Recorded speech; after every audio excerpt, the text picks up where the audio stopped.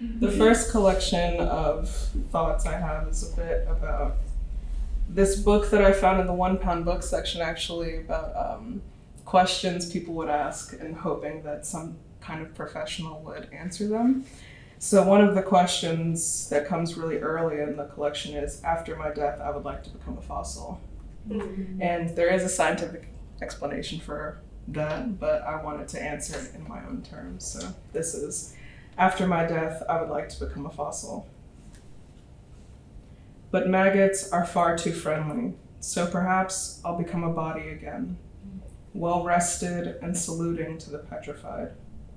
Stars bide their time in me, their gleam left awash, hoping this time around will be plenty. But I will sacrifice my stomach, hanging it splayed open and ready for feast.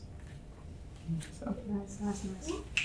Thank you. The rest of the poems in the collection sort of take a more interesting approach to how I think about, the things in the bayou and in my backyard.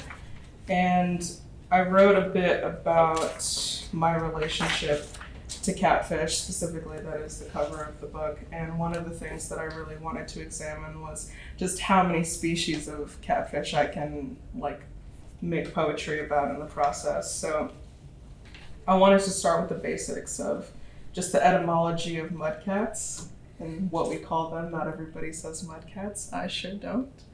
But the idea of catfish is that they burrow and that they're fish that live in hiding for most of their lives, right? And that they truly get down in the muck of the bayou, the most disgusting habitats that you can think of.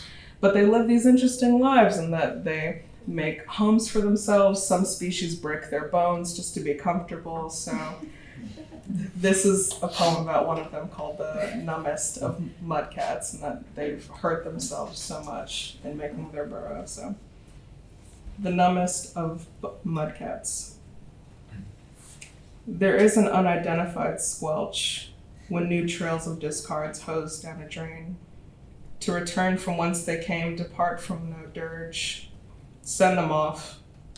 No rum, no rosary, scaly piles of hues scraped off. Now a wash. Sharpened knives skating over whetstone, pulled guts, getting stuck underneath fingernails, later to be rinsed away. But limbs laid to rest without their mates are perpetually trembling, unable to weep, and the bodies we keep within us are never quite dormant, though they rest. So,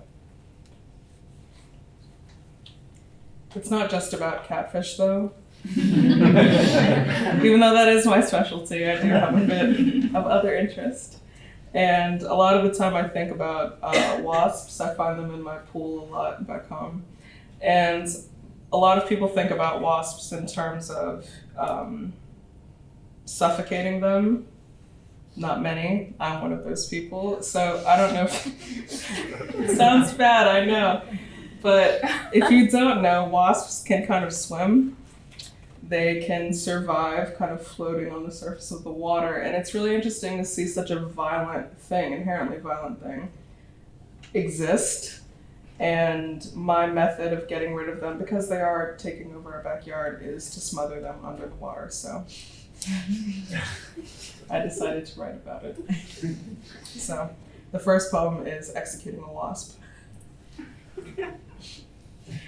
I've spent all day watching a wasp, only for it to drown in the pool by afternoon. It flails against the net just as it did the window, with thin limbs needle-like and grasping beyond its sight. When the wind churns a wave, he grows still, and I, merciful, think to raise the net. But he flinches and I fling him back into cerulean swelter. He swims against the current, cursing me, because even sharp bodies go the way of all flesh. So I relent and release him, but he has already devoured his last breath, and I regather my goodwill at the water's edge. And immediately after that, undergo the river change. I ask to be anchored from my hips, so that when pulled into the undertow, I may close in on myself and know your godless stomach, double knot me. Keep me a breath's grasp away from Hail Mary. I wish to know what slackened words sound like when brined. I did not ask to become the wasp in the pool, but like him I am able to swim, yet destined to drown.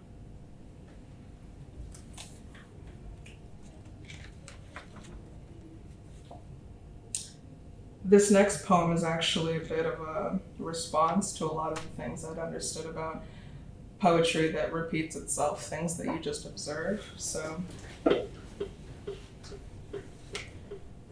what else is there to say except of desire when I consider my body in the mirror disjointed and held together by puddles of fat, miles of rolls, and my mind's eye a tether, woeful between blinks. I am hypnotic, like a starved mongoose. A heedless woman took her stomach in her hands and wailed. What else is there to say except that the most important things that you keep are hidden between your tongue and cheek? Do not be sullied by the ulcers that they leave. And I think a bit of that comes across the fact that, within Southern behavior, we get a little bit used to gossip. Things that are said in a glance, things that are said that you shouldn't hear. So a lot of my collection comes about that, just the folkiness of where I'm from. So, but if it's all right with you, I don't want to take up too much of your time. I do have one poem that I've been working on. The new collection that I wrote is largely about my relationship to fish, and I wanted to dive even deeper into how I think about catfish in the sense of the larger species. So I've got a few poems about the different etymologies that you can think about between the crucifix fish and the Satan Eurystomus, which is the large mouth blind fish. And they live unable to even see what's in front of them, but they break their bones to make a home. So one of the new poems that I wrote was River Goer and the High-Fin Blue. And the High-Fin Blue, which you can see at the back of my book, not to prompt it too much, but a High-Fin Blue is a larger catfish that is blue in color, similarly covered in mucus, and it takes a more brutal approach to just existing in the depths of the bayou. So I imagined my encounter with the High-Fin Blue before I met it and took the photo that's in the back of the book. River Goer and the High-Fin Blue. My High-Fin Blue, the grandest of low beasts. I beg you, bellow, sneer, and hide. Do not dare borrow with me the bayou. It banks where I remain sullen, mouth full of mess. I hit my teeth on rock beds, swept away to meet you, handsome, shiny, and brackish. Salute Neptune and clean behind your ears. Leave me berserk. Let me borrow your teeth. Or instead, proclaim Salacia and be dumb. I will return for your pale belly, hook it through your blue peppery skin and mouth.